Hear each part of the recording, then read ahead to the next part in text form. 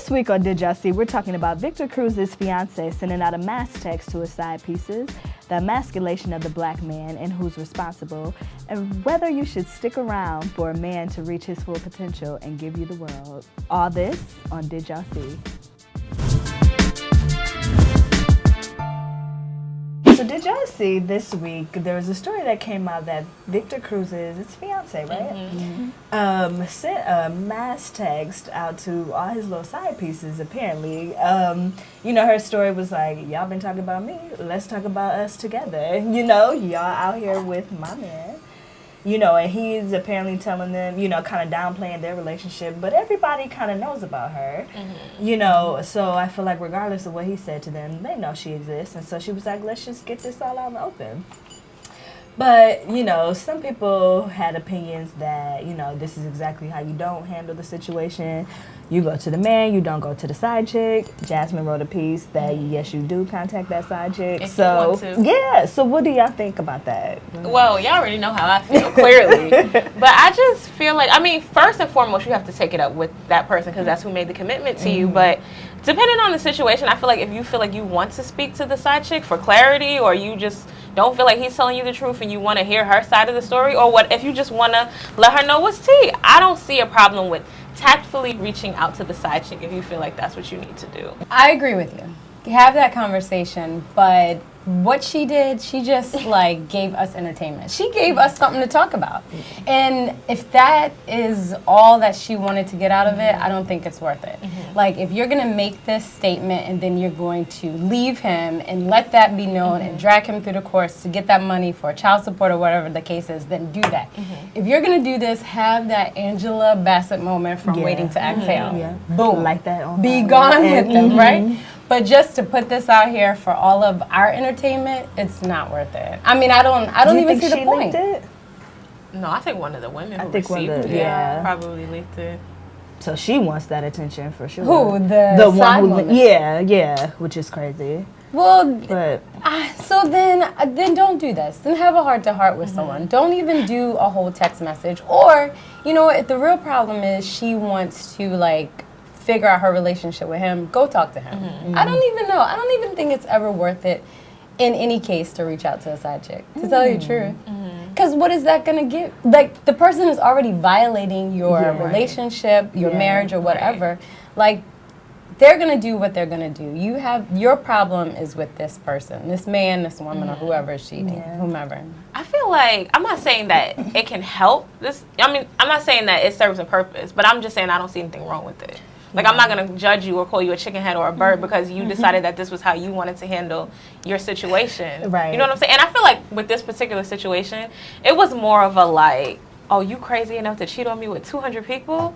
I'm crazy too. How about this? You know what I mean? Like, I'm matching your crazy. I don't know, though, because I do think it's something about you knew about me or you didn't know about me, and you kind of feel a certain way about a woman, you know, who knows you're there and decides to be with your man anyway. It's all on him. But it's also like, just so we're clear, I know about you, and you pull this shit again, I will run up on you. Like, you need to know that I'm crazy. Because you messing with my livelihood. Like, I'm going to deal with him, but I'm going to deal with y'all too, because it's all three of y'all, or however many women that mass text went out to. Like, y'all all need to know. Like, I'm not complicit in this, and I'm not standing for it. So I don't see a problem, like, in that case. But you do need to be clear, even about who you're with. I think people reach out too, trying to figure out, like, is it still worth it? Should I still try to how stick with bad? him? Yeah, and I do think it's three sides, you know, because he's going to come up with some mess to downplay it. And it's like, no, I kind of need to know what you've been saying, like, how far did the disrespect go? Do I need to be totally done? I just don't see what is the point. It's not like we didn't think that he was... I mean, did we all think that he was faithful? Did we ever think I think we did have this and that was the thing. And well, yesterday we all had that, like, we always thought like Victor Cruz was this really great American athlete, right? However, when we went through our own MadameNoire archives, we saw that Brandy wrote about this proposal about 3 years ago. And then I wrote about the proposal last year. So there were multiple proposals. So if somebody is multiply proposing to you and you guys you guys haven't got married, that's why, like, I can understand why she's reaching out allegedly to 200 women, because it's like she's probably trying to figure out like how am I gonna get this money? Right. Because they have a kid. Okay. Right. So just take that child support and go. Yes. Like, be done. You know what I will say? Yeah. I don't know that I would go that route as an adult. But I remember in high school there was a boyfriend, and there was a woman, there was someone he was communicating with. And he was like, "Oh no, this is my friend." He tried to tell me that it was a guy. Gut instinct, I'm like, I called her one Sunday morning, like, "Hey, sis, On the Lord's day. I mean, I'm not trying to beef with you. I don't know what the situation is. I don't know what he told you, but I just kind of want to know what's up." Yeah. And she was very nice. I still remember her name was Lindsay. And she was like, "This is what's what. Like, he told me this. He told me he didn't have a girlfriend. Blah, blah, blah, blah, blah. Thank you so much. Don't worry, I will never call you again." And then we deal with the situation accordingly. Yeah, yeah. You know, so yeah. I don't think that just calling her has to be like, I want my 5 minutes. Right. Like, it doesn't have to be like that. And I do think for what she did, I mean, she probably found something and just lost it. Like, it was just, I don't think there was thought that went into it. It was like, like, I'm about to go in. I don't think I would do that. I would just figure out, what am I dealing with? Do I want to stay with this guy? I know he's going to be cheating on me. I know we had this kid together. We're engaged. Do I want to go through all this? Because I don't think that this is going to stop him from cheating. True. So I got to figure out what I want to do and then proceed that way. But if she's going to do all this, thinking or not, she needs to like really make a spectacle. I mean, seriously. I mean, like how you don't have to hit him. Woods, I was just about to say, you don't have to hit him where it hurts. He don't care. Because there's still women who still going to sleep with him, having this woman.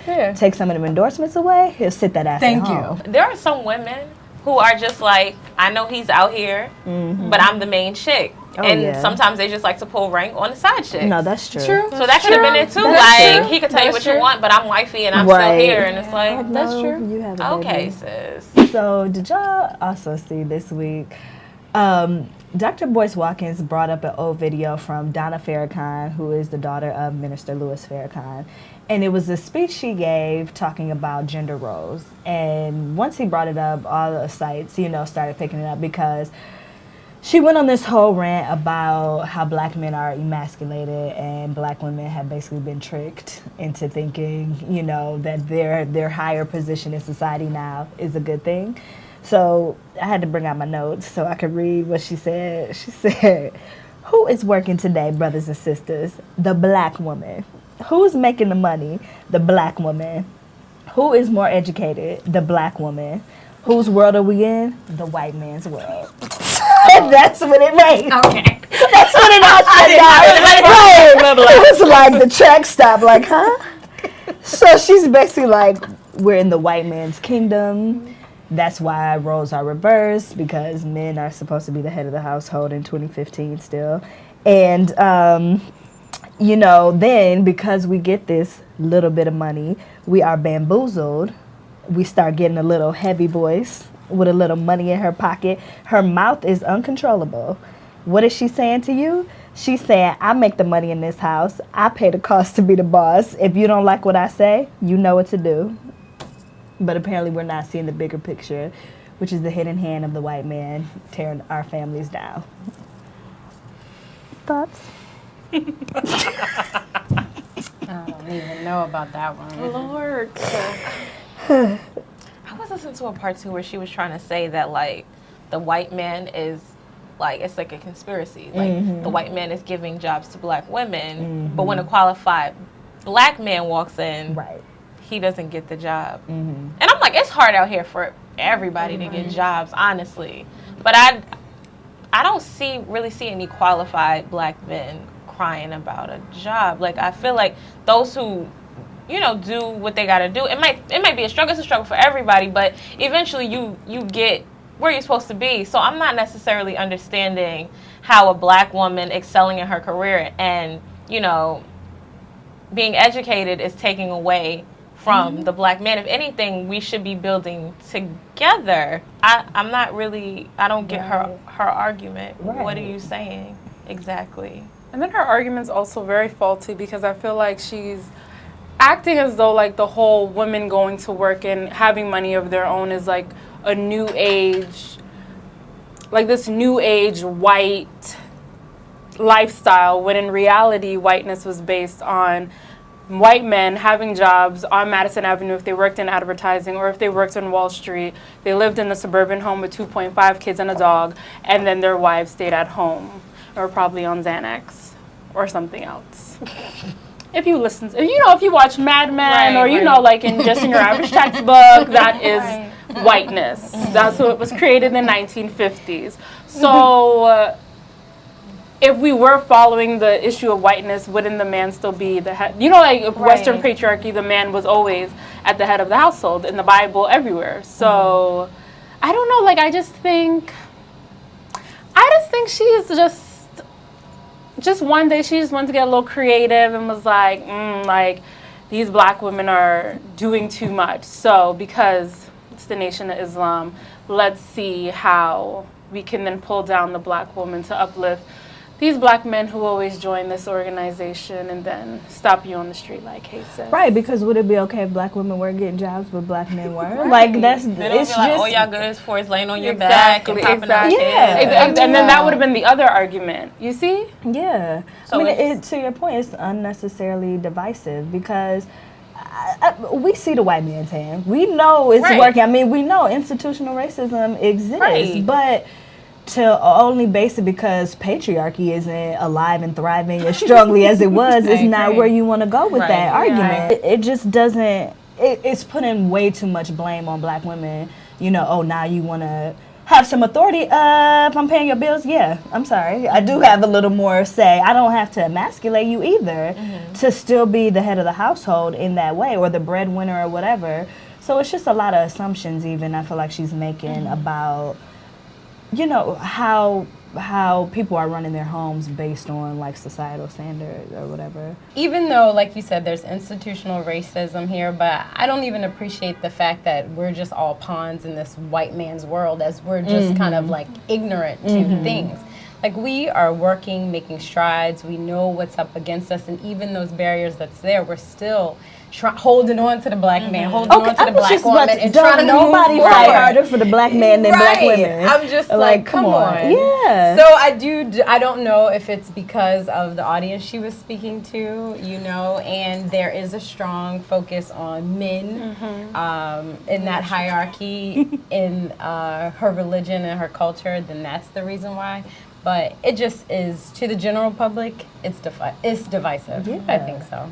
And I didn't like how she didn't incorporate the fact that, especially in a lot of inner cities, there's an issue with schools to the pipeline to the jail system. You're not including that. And then furthermore, homegirl, you were the second highest minister in the Nation of Islam. Well, somebody's mad that you got their job. I kind of thought that was interesting too, because I was like, you have this whole platform, you got a lot of bass in your voice right now when you talk this show, So I'm like, that's okay.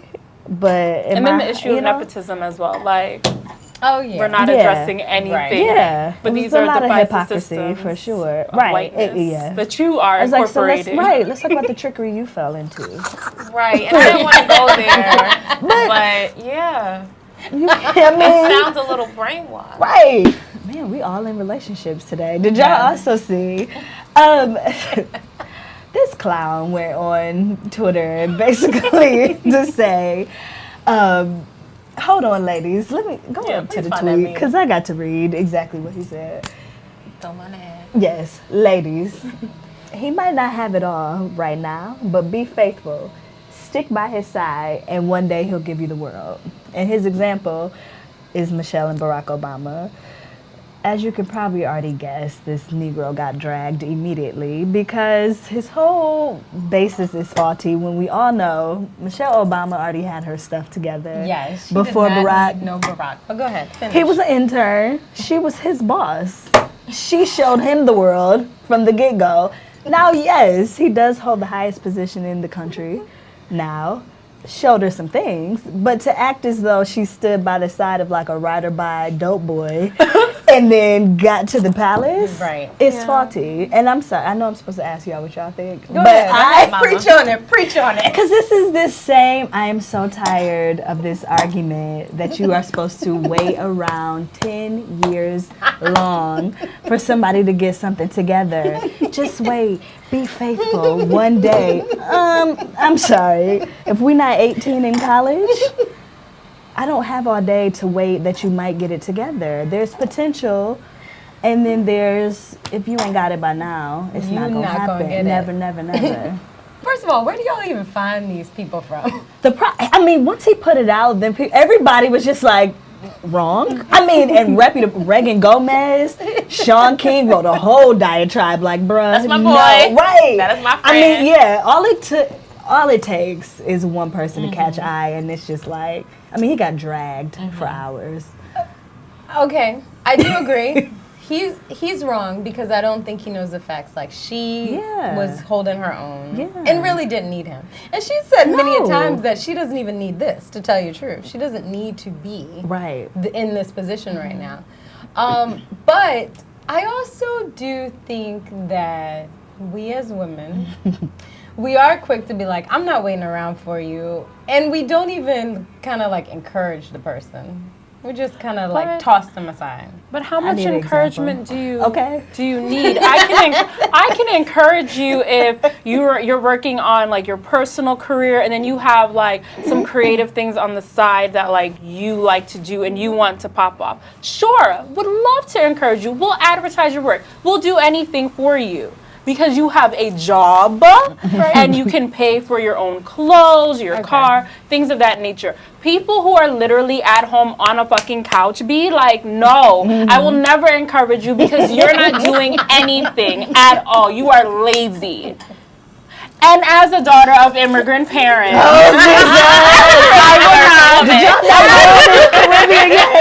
Did y'all know?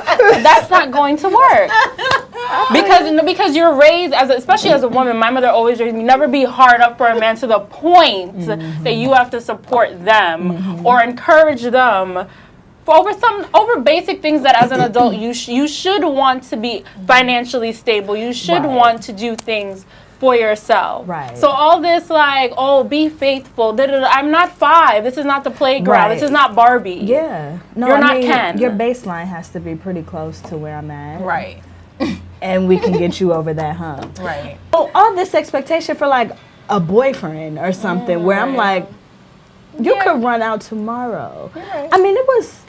It was somebody on my Facebook feed had a thing up, one day of like, she was with me when I had nothing. She gave me her car, let me ride. And I'm like, and then, now he was like, she stuck by me, I see. It was that ride or die triumph. But I'm like, the gamble you take, like, I think it only pays off for a small percentage of women, making that sacrifice. Like, I'm going to wait it out. I'm going to help you get on your feet. Some of them Negroes, they get on their feet and they run to somebody else. Like, you know what I'm saying?